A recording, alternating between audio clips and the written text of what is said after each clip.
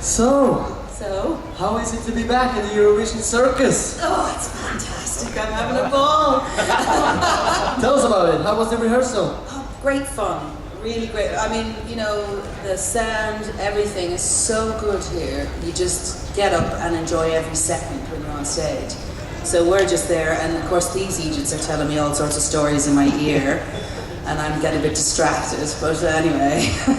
We're having a great time though. It's really, really fantastic. And to be on the stage, you feel just so brilliant. You can almost see the people down sitting in front of you waving their hands in the air. Isn't that right? And you will, right? Yeah. Well, it's been a while since 1993. Mm-hmm.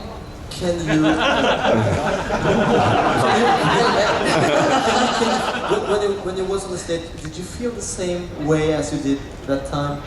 Well, yeah. I mean, in essence, your job is the same. You come and you do your 3 minutes.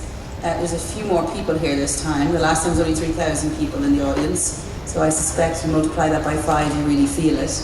But I only expect that to give me much more energy. And actually it's quite nice not to be the home representative, because obviously you're trying to do everything, whereas here I can just swan along like everybody else and have a bit of crack. Because when you won, that was in Ireland. Describe for us how that was for you.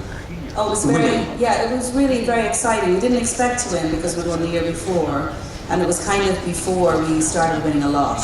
So, because we did do that for a little bit, and then, you know, so we were kind of, you know, as long as we sang well and did good, that was okay.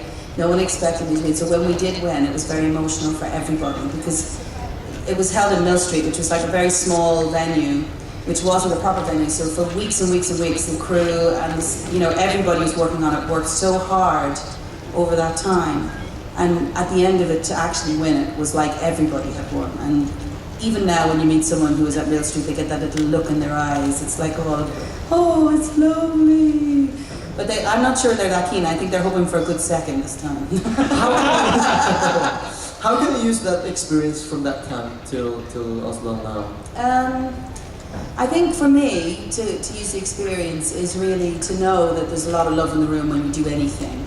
And obviously, because some of the fans already know who I am, maybe most of them, you know, it makes it easier to walk out on a stage and know that people are going to like you. I mean, last time I was assured pretty much of the entire audience knowing who I was, so that makes it quite nice. You know, it's like going into your front room and singing for your granny.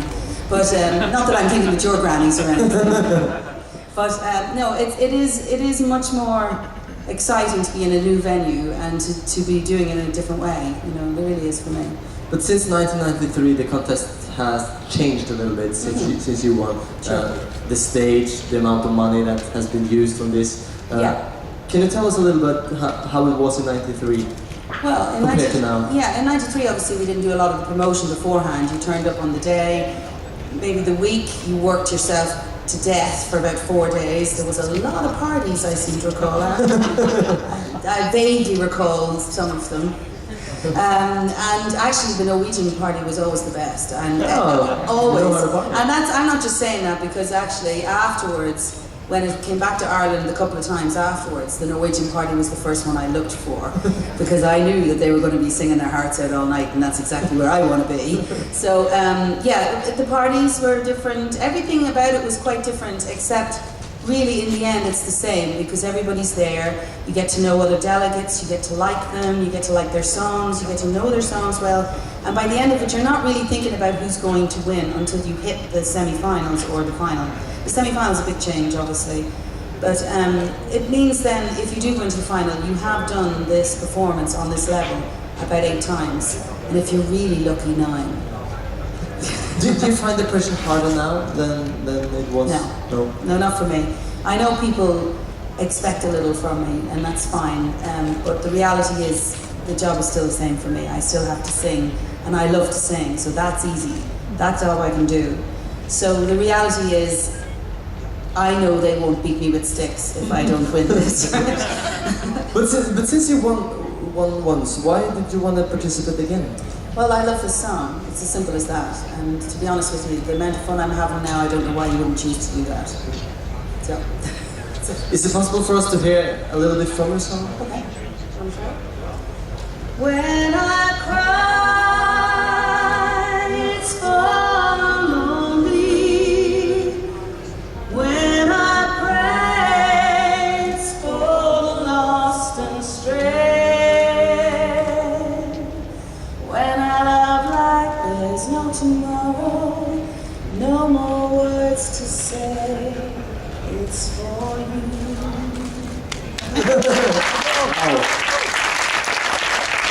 What do you like about the song?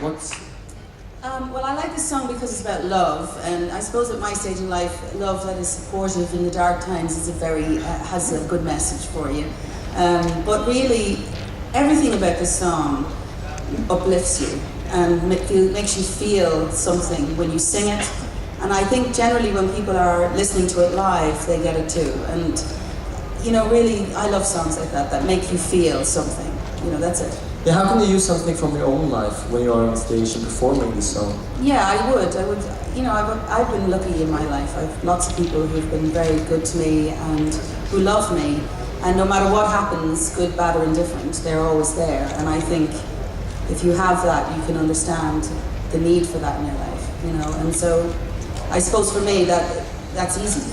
It's easy to take that from it. Did you get many new friends after you won in '93? You know, lots of new friends, yeah. Yeah, no, you meet new friends every day, actually. And even now, though the people who seem to know me well because I've done it before, I've made new friends this time because I've been out, you know, promoting and been out in other countries, met some new press, new people. And I'm very attached to everybody I meet because there's a great heart in everything that they do. The press, the delegates, everything that they do. It just excites me to see people doing something that they love. And I mean, this team here is so fantastic. We're having a great time together. I never have to think a minute about anything else other than what I'm thinking in my head, because I know everybody else on this team, and I mean everybody, is doing so brilliant. You have to introduce for us the people you have on stage. I know, right over here, the very handsome Ed. So he's called Edward on his card, but do call him Ed, you know. And then right beside him is Carl, and these are like a double act. I don't know what's going on with there. They have great things to tell you. So get them at an party there, they'll have you happy. Isn't that right, boys? Yes, they're the strong part of the whole thing. And then of course next to them is Niamh. This is my cousin Niamh. She's actually also called Niamh Kavanagh. So two for the price of one.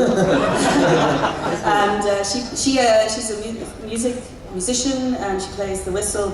And even though obviously with all the tracks, she's not playing it live, but she actually plays the whistle live. So we're all laughing there, aren't we? You know? Cool. And then next to her is the gorgeous Nikki, who is magnificent. And she's also Kavanagh, but we're not related. But we thought we'd go for Team Kavanagh, definitely. Yeah, give them an applause. A big applause for them.